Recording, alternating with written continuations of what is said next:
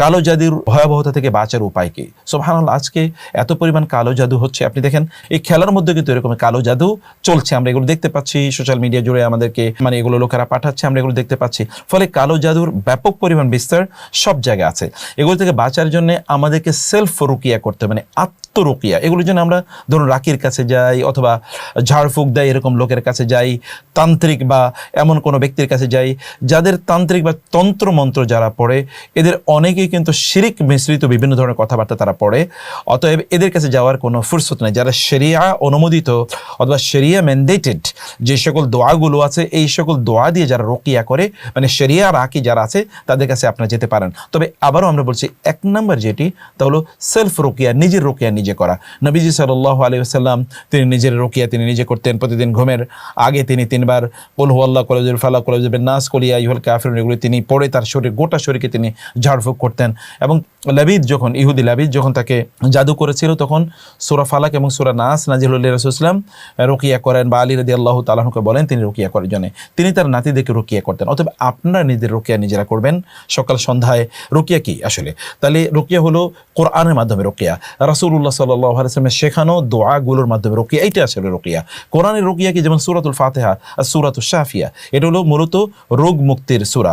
আবার রুকিয়ার সূরা তো দুটো সূরা একেবারে স্পষ্ট, সূরাতুল ফালাক এবং সূরাতুন নাস। এছাড়া কুল ইয়া আইয়ুহাল কাফিরুন, কুল হুয়াল্লাহু আহাদ, এগুলো পড়ে আপনি আপনার শরীরকে ঝাড়ফুঁক করলেই রুকিয়া হয়ে যাবে। আপনি আয়াতুল কুরসি তো সর্বশ্রেষ্ঠ রুকিয়া, আপনি পড়তে পারেন। সূরাতুল বাকারা শ্রেষ্ঠতম রুকিয়া। রাসূলুল্লাহ সাল্লাল্লাহু আলাইহি ওয়াসাল্লাম বলেছেন, সূরাতুল বাকারাকে কোনো জাদুকররা কোনোদিনই পরাজিত করতে পারে না। ফলে ঘরে আপনি সূরাতুল বাকারা জোরে পড়ুন, নিজের শরীরে ঝাড়ফুঁক করুন, বাচ্চাদেরকে বা পরিবারের সদস্যদেরকে আপনারা ঝাড়ফুঁক করুন। এর মাধ্যমে আপনাদের নিজেকে আপনার প্রোটেকশন দিতে পারেন। এর বাইরে আপনারা পড়তে পারেন যেমন সূরাতুল ইয়াসিন, এটি পড়ে, অথবা ধরুন সূরাতুল জিন, এটি পড়ার মাধ্যমে, আবার সূরাতুল নাজম, এই সকল সূরা পড়ার মাধ্যমে, সূরাতুল মুলক, সূরাতুল ওয়াকিয়া, এই সকল সূরা পড়ার মাধ্যমে কিন্তু রুকিয়া করা যায়।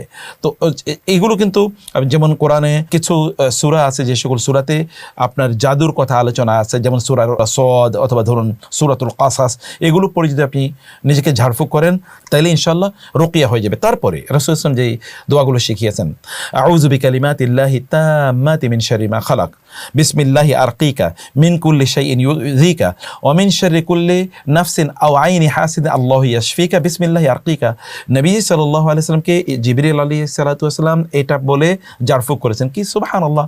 রাসূলুল্লাহ সাল্লাল্লাহু আলাইহি ওয়াসাল্লাম মানে বদনজর থেকে, চোখ লাগা থেকে, মুখ লাগা থেকে, জিন থেকে এবং মানুষের জাদু থেকে তার সন্তানদেরকে বা তার নাতিদেরকে রক্ষা করার জন্য তিনি এগুলো পড়ে দোয়া করতেন।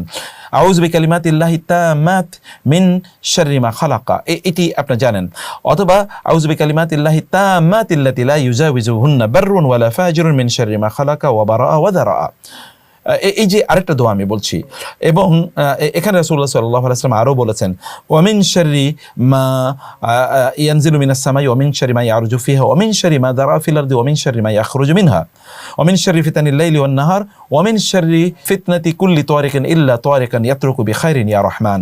এই যে আরেকটি দোয়ার কথা আমি বললাম, এগুলো পড়ে ঝাড়ফুঁক করা, এটি হচ্ছে শ্রেষ্ঠতম রুকিয়া। এটা করলে ইনশাআল্লাহ আমরা মুক্তি পেয়ে যাব। তাহলে আমাদের প্রতিরোধের মূল কাজ হচ্ছে আমরা সালাতগুলো ঠিকমতো আদায় করি, সালাতের পরেই রুকিয়াগুলো আমরা করি, সকাল সন্ধ্যা যে মাসনুন দোয়াগুলো আছে দোয়াগুলো আমরা করি, আয়াতুল কুরসি এবং অন্যান্য যে সকল সূরাগুলোর কথা বলেছি এগুলো করা, এবং বাসায় প্রচুর পরিমাণ কোরআন তেলাওয়াত করা, কারণ কোরআন শ্রেষ্ঠতম রুকিয়া, এর উপর কোনো রুকিয়া নাই। এবং রাসূলুল্লাহ সাল্লাল্লাহু আলাইহি ওয়াসাল্লামের শেখানো দোয়াগুলো, এগুলো আমরা বলছি। কিন্তু কোনো যেটা আমরা বলছি কোনো জাদুকরের কাছে, কোনো গণকের কাছে, কবিরাজের কাছে, তাবিজওয়ালার কাছে, অথবা পাল্টা জাদু করবে, উল্টা জাদু করবে, এরকম ব্যক্তিদের কাছে যাওয়া এটা হারাম, এটি কোনোভাবে যাওয়া যাবে না। রুকিয়া যদি আমরা না করি তাহলে আমরা মনস্তাত্ত্বিকভাবে ট্রমাটাইজড হয়ে যাই, আমাদের অ্যাংজাইটি ডেভেলপ করে, আমাদের ডিপ্রেশন ডেভেলপ করে। এবং জাদু নিয়ে আমরা আগেও আলোচনা করেছি, আপনি যে জাদুগ্রস্ত তা কীভাবে বুঝবেন, সেই জিনিসগুলো আপনারা ভালো করে শুনে নেবেন, তাহলে ইনশাআল্লাহ আমরা এখান থেকে মুক্তি পাবো ইনশাআল্লাহ।